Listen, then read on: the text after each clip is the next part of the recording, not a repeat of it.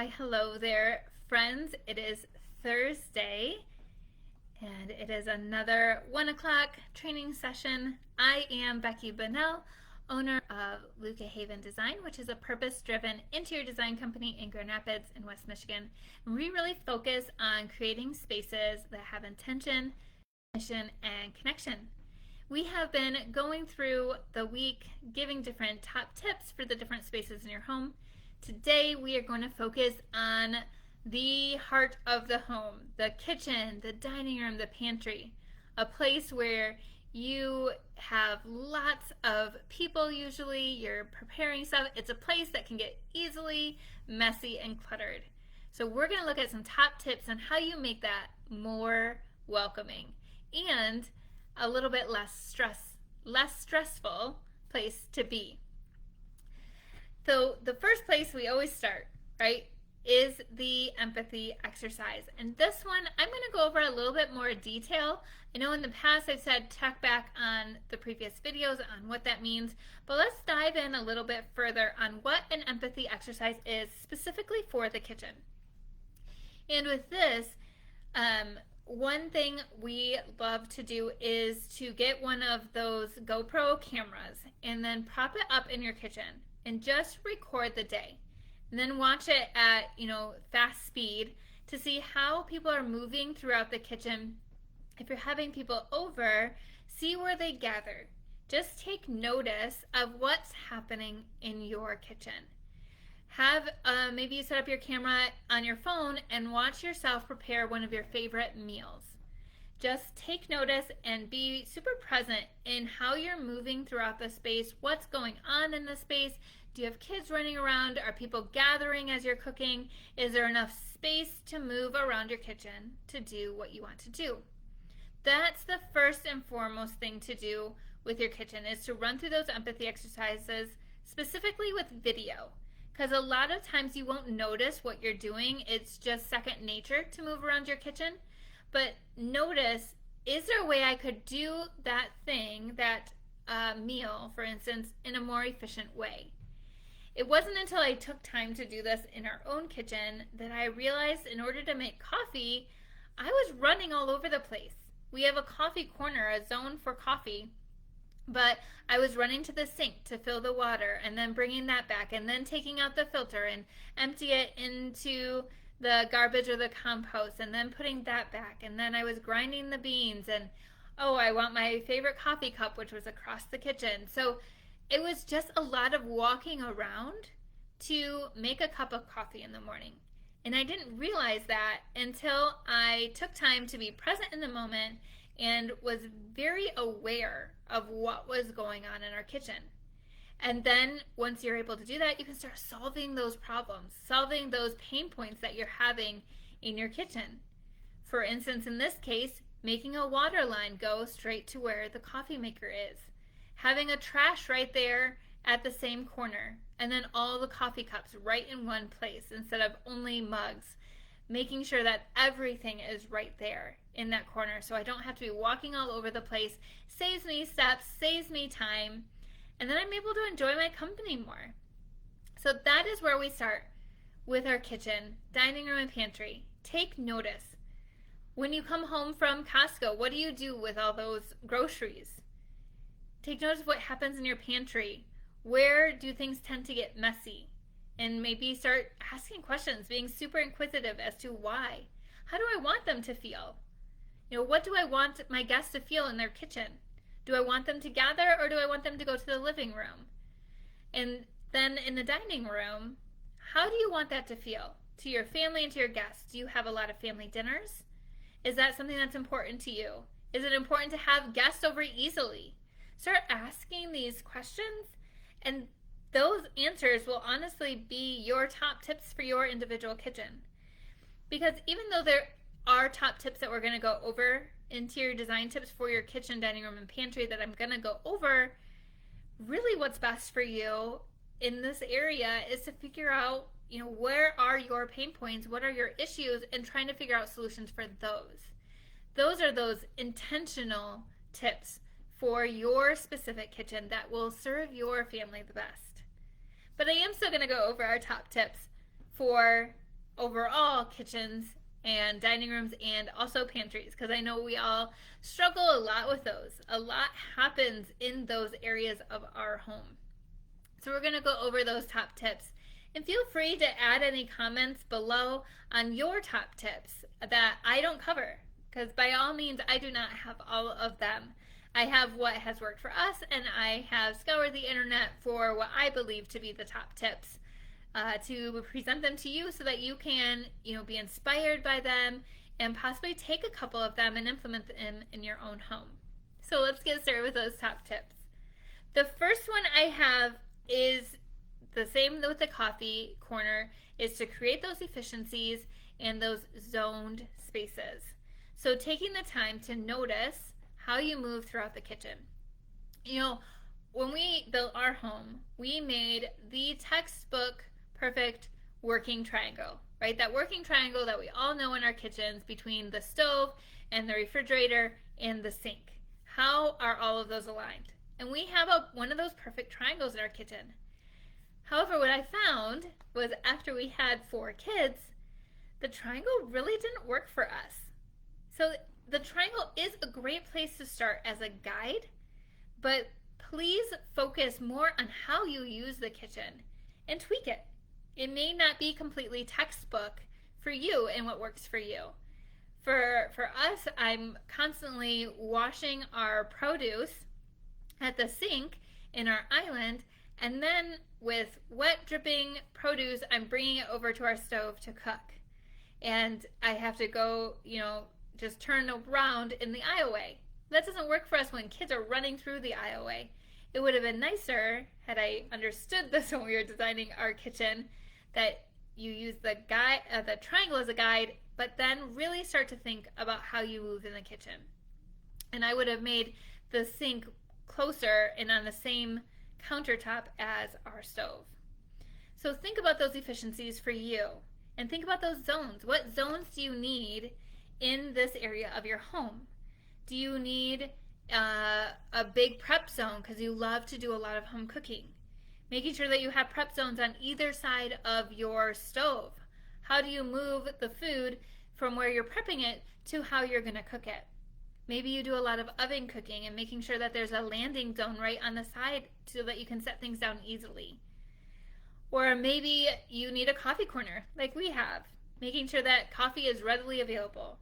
Maybe you like smoothies. We've talked about having a smoothie station, adding a little mini fridge with all your prep items, all your fresh fruits and vegetables and ice right there underneath the blender, so that you can make everything right in one place. You're not walking around.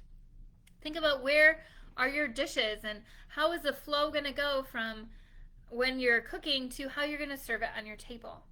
And how are people going to move around that table? How are things going to be served? Just start to really be inquisitive of making sure that you have efficiencies, less walking, less moving around in your home, and then also what zones. Maybe you want a homework zone. Add that into the floor plan. And so it's just looking at all of these different floor plans or different zones and how you move about them. And then when you're thinking about moving between them, make sure you pay attention to where people are walking. So many times the typical aisleway, right, the typical hallway is 3 feet. In a kitchen though, think about someone unloading the dishes and someone grabbing something from the stove or from the oven or from the fridge. 3 feet doesn't give you much room to walk around if someone has the dishwasher open to walk around that as they're taking care of dishes. So really looking at least 4 feet 4 feet of an aisle in between specifically an island and the cooking space. That is huge. And then the next tip, so that was creating efficiencies and zoned areas in your kitchen, dining room. And then the next thing is a place for everything. This is very tedious process, but it is so worth it. It's taking stock of how many pots do you have, what size are they, how many baking dishes do you have, and really figuring out how much space you need for each. And then, do you have enough space, or can you repurpose space somewhere in your home to store these? Because so many times we start to add up all these little countertop appliances, but we have nowhere to put them. So maybe you need to downsize and get rid of some things that you don't use very often, and being honest with yourself in that. Maybe there's something you use once a year and it can be stored somewhere else in your home, maybe in a basement, for instance. And that way you can have more room for the things that you do use. In the pantry, this is huge, right? Take stock. How much extra space do you need for all those big Costco boxes? I know as a family of 6 of us total, we have a lot of things coming home from Costco. And we don't use them all right away. We use them throughout the whole month. So where do you store those things? For us, it's one of the top shelves in our pantry. Out of the way, but we can see that we have it available. So then we can easily get a step stool, that weekly time or even that bi-weekly time when we need the extra Costco stuff, and we can bring it down and put it into the bin that it goes. We have a specific snack bin for the kids and a specific adult-only snack bin for those more expensive treats. We have, where we put pasta or where we put baking supplies. We have them in bins, but we have the extras stored up high out of the way so that our eye is not cluttered with all the food and we can't find what we want. I've also heard of people finding a nearby closet to their pantry and storing their extra food there. That way it's not all the way downstairs in the basement, but it's close by in a separate closet. That way it's not cluttering their space, but they're able to easily go see if they have the extra food. Some of the other things is even going through, where's your aluminum foil and all your baggies, if you have those, where are they going to go?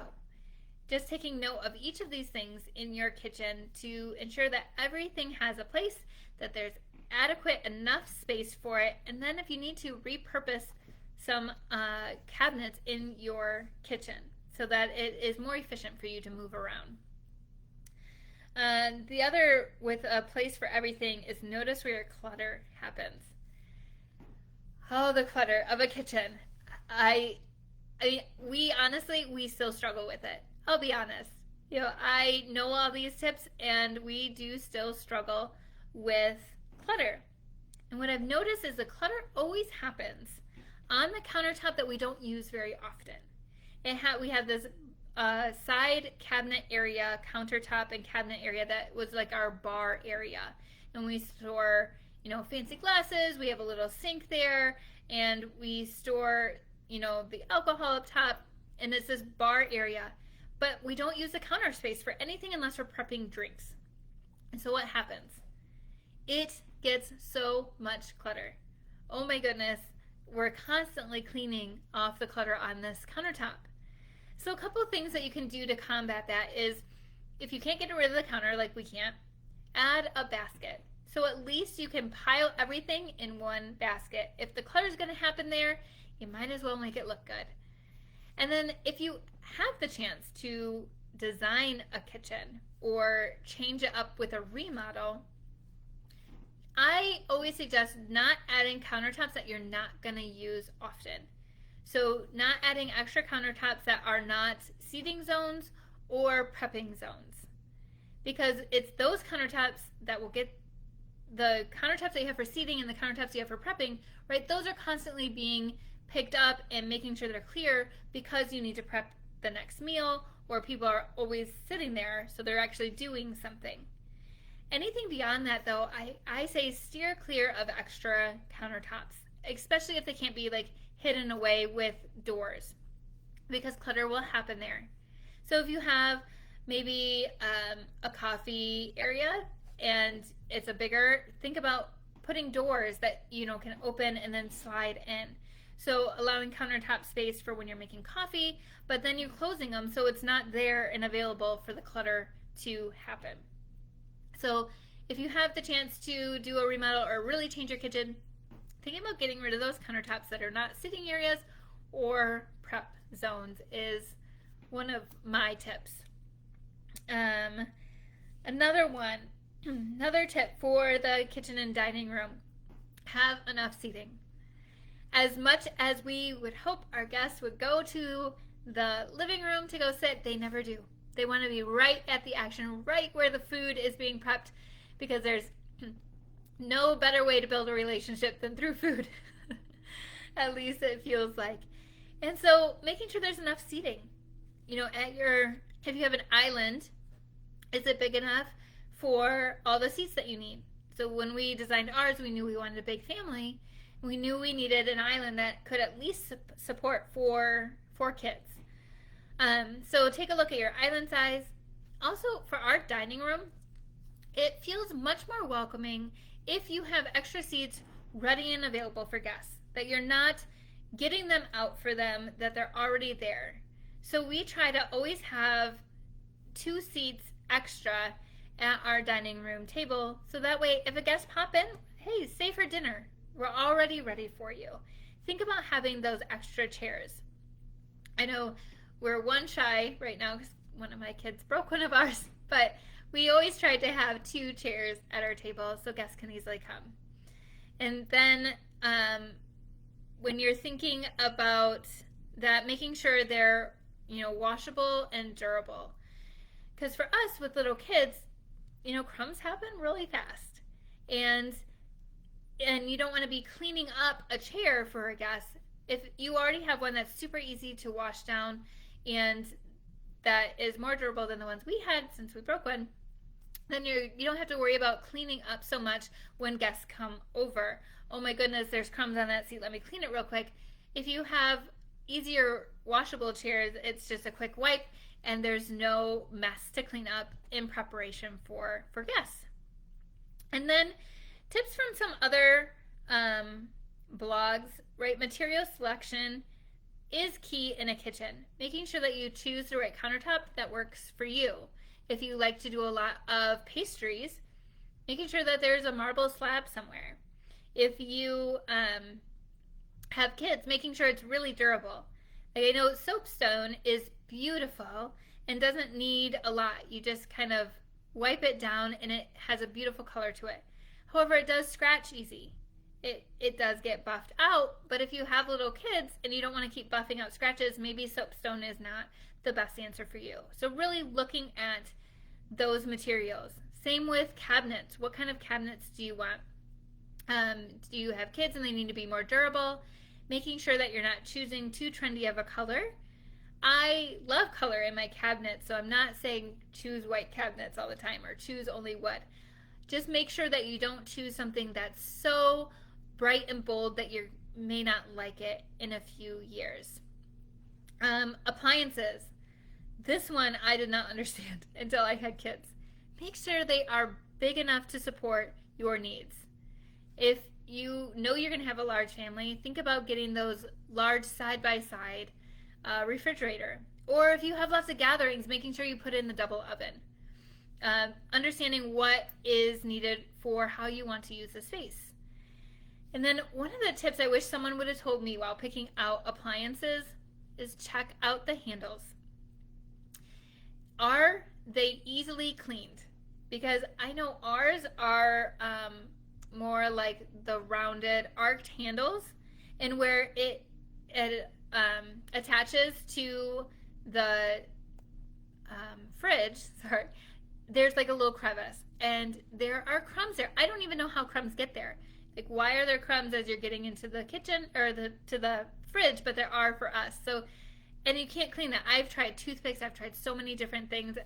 I mean, maybe floss, but I never checked out the handles when picking out our appliances. Never occurred to me, 10 years ago when we built this house. But when we had to get a new dishwasher, that is the first thing I paid attention to. How is the handle attached, and can I clean all areas of the handle? So check on your appliances if you're up for new ones. That's one of my big tips as you're picking out new appliances. And then finally, with material selection, make a focal point in your kitchen. A lot of people are there. At least I spend a lot of my time there cooking meals for my family, and I enjoy cooking, and I enjoy having a good dinner party. So do you have a focal point in your kitchen to draw people in? Maybe there's a hearth over the stove. Maybe you do something really cool and unique on the ceiling. What kind of focal point can you create in the home that just starts conversations or that makes people feel drawn into the space. So as we're taking a step back, the top tips that we have for kitchens, dining rooms, and pantries, first and foremost, as the engineer, I'm always going to say, look at your efficiencies. How are you walking around? And what are the zones that you need? And how do you move between zones in your kitchen and dining room and also your pantry? Second is a place for everything. Looking at how much stuff you have, making sure there's adequate space, or downsizing, excuse me, or putting it somewhere if it's not used often. Same with the Costco items, making sure that you have a place for all these things. And that wherever clutter happens, that you're trying to really think through a solution. Then the next is always have enough seating that's comfortable and durable. And then looking at your material selections, making sure that it really fits who your family is and updating anything that may need updating. And then the final thing I just wanted to end this time with is, what are some quick refresh tips? Because so many times, a lot of these tips, right, that I've even gone over, some are quick, like finding a place for everything and repurposing things.